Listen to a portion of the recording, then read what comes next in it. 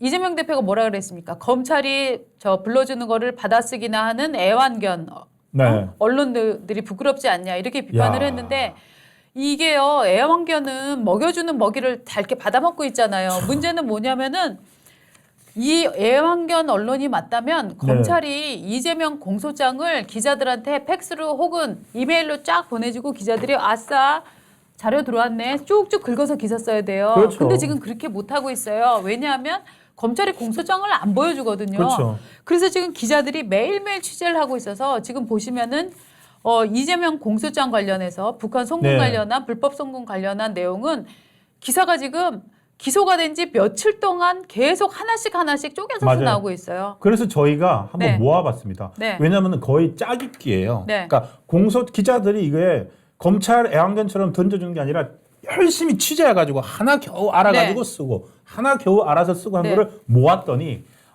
이 50페이지짜리 공소장에서 한 3가지 정도 네. 그동안에 대북 송금과 관련해서 나오지 않았던 네. 그리고 아니 나오지 않았던이라기보다는 훨씬 구체적인 정황들이 아주 생생한. 생생하게 드러납니다. 네. 이렇게 되면 재판부는 이게 거짓일 가능성이 훨씬 낮거든요. 워딩 좀 읽어주세요. 자, 이 뭐냐면은 화영이 형이 사고 쳤다. 화영이 형이 사고 쳐가지고 내가 생돈 쓰게 생겼다라고 네. 김성태 회장이 전 쌍방울 회장이 말한 게 나오는데 이게 뭐냐? 이화영 지사가 평화부지사가 2018년 10월에 2번이나 북한에 갔다 옵니다. 네. 북한에 가가지고 북한에 스마트팜 조성 네. 뭐 이런 걸 약속을 하고 옵니다. 네. 그 약속을 하고 왔고 경기도와해서 약속을 하고 그 스마트팜을 조성하려면 경기도에서 돈이 나가야 되잖아요. 맞습니다. 돈이 나가야 되는데 경기도 평화협력국에서 그거 못 보내는데 그리고 통일부 이런 데서도 북한에다가 돈을 보낼 수는 없는데 네. 라고 해서 그 사업이 중간에 붕 떠버렸어요. 떠버렸는데 북한에서는 뭐야 이화영 부지사가 와가지고 농장 조성해 준다고 했잖아. 그래서 우리 사람들까지 다 뽑아놨는데 2,000명 돌격대가 네. 조직됐다 이렇게 얘기를 2,000명. 했답니다. 예, 김성애 조선 아트의 실장이 네.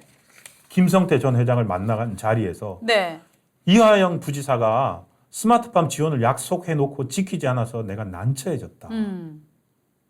지금 이화영 말만 믿고서 내가 상부에 보고를 해갖고 이게 2,000명 조직대가 지금 조직이 됐습니다. 돌격대가 조직이 됐습니다. 김성애, 예, 김성애 그랬죠. 이거 어떻게 할 겁니까?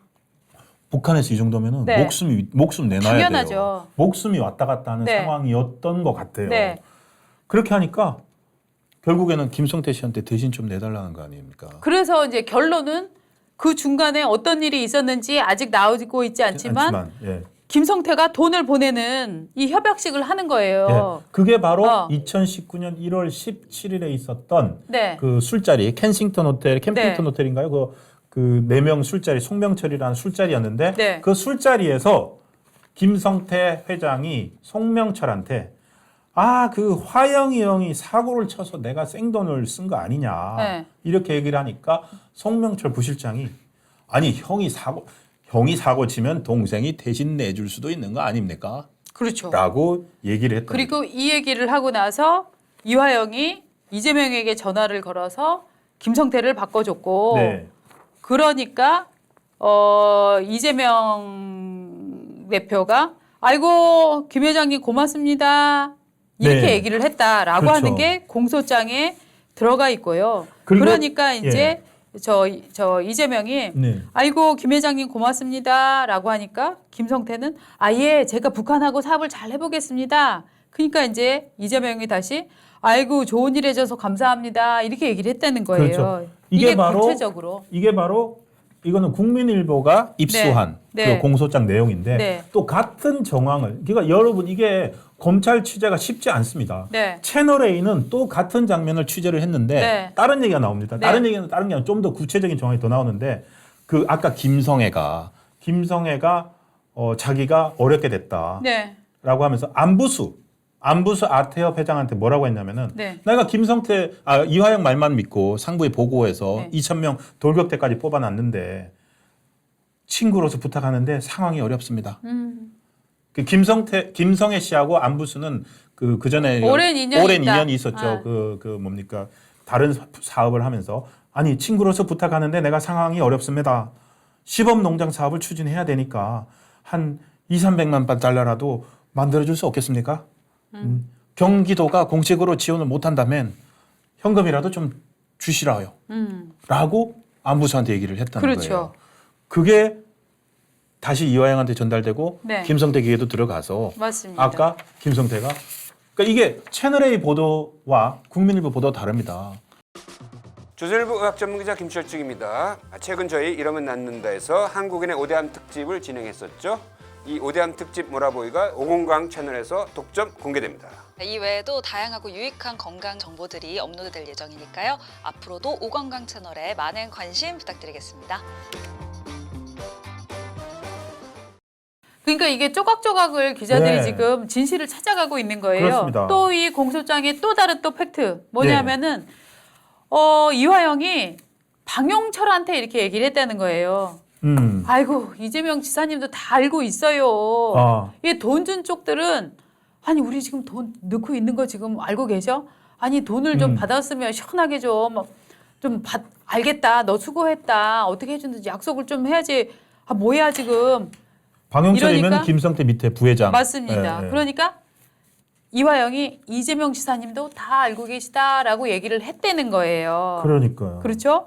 그러니까 저는 그런 생각은 들어요. 아 이재명 지사가 이 내용 지금 뉴스가 나온 걸로 보면은 공식적으로 도장은 찍어주면서도 개인적으로 쌍방울 김성태랑 연결하는 거를 굉장히 조심스러워했다. 조심해야겠다. 왜냐하면 이 사람도 알고 있을 거 아닙니까? 김성태의 이력이 뭔지 이게 조폭기업이다라고 하는 거 다 소문이 났었고 맞아요. 네. 그리고 이것이 위법성이 있다는 걸 알았기 때문에 오히려 굉장히 조심을 하면서 중간선을 끊어버리는 그런 아주 스마트함을 많이 보였다라고 저는 생각을 해요.